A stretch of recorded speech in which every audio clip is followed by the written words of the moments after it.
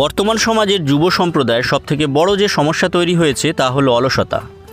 কাজ করার ইচ্ছা থাকলেও তা বাস্তবায়িত হয় না অলসতার কারণে। জীবনের অবকাশে চ্যানেলে আজকে অলসতা কী ও তা দূর করার উপায় নিয়ে আলোচনা করছি।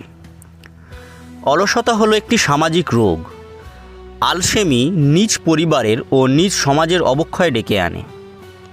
অলসতা একটা জাতির উন্নতির পথে হুমকিস্বরূপ হয়ে দাঁড়িয়েছে।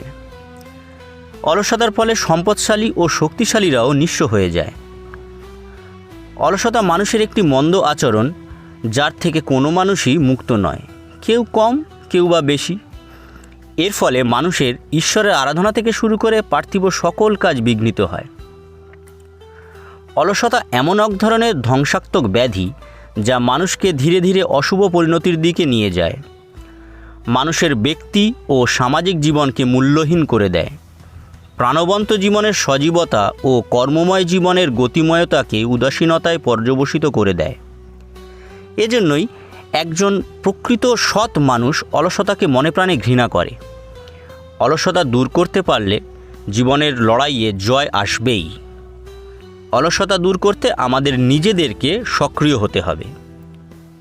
দেখুন, সর্বপ্রথম কাজ হলো আমাকে স্বীকার করতে হবে যে আমি অলস, আর কোন কোন দিক থেকে অলস তা শনাক্ত করতে হবে।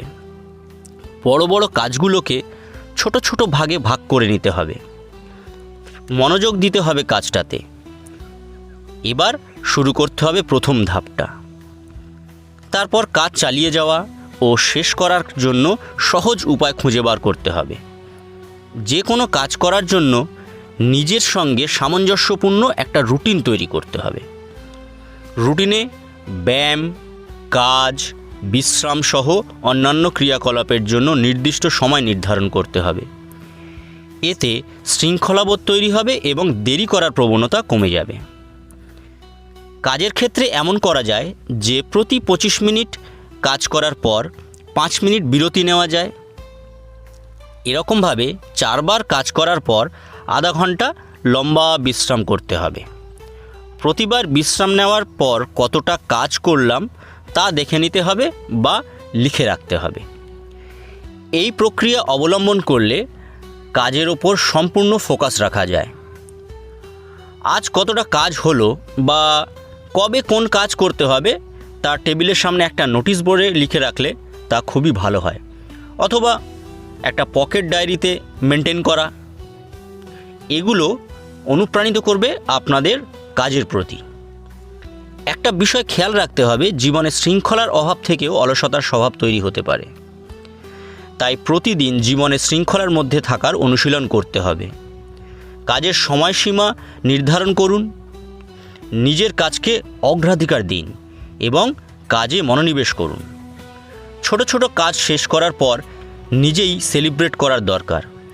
নিজের খুশি নিজেই অনুভব করা উচিত। এর থেকে ইতিবাচক আচরণ বাড়ে ও অলস মানসিকতা ক্রমে ক্রমে কর্মঠ মানসিকতায় পরিণত হয়। উন্নতির মানসিকতা গড়ে তুলতে পারলে প্রতিনিয়ত শেখার মানসিকতাও তৈরি হয়। হ্যাঁ, আর একজন ব্যক্তি যতই শিখবেন ততই তিনি উন্নতি করতে পারবেন। বন্ধুরা, অলসতা কাটিয়ে উঠুন আর স্বতঃস্ফূর্ত জীবন গড়ুন। আর ভিডিওটা যদি ভালো লাগে তবে অবশ্যই একটা লাইক করবেন। আরও ভিডিও পেতে বেল আইকন এবং সাবস্ক্রাইব বাটনে ক্লিক করবেন। ধন্যবাদ। আনতে জীবনের অবকাশে চ্যানেল থেকে আমি পুলকেশ।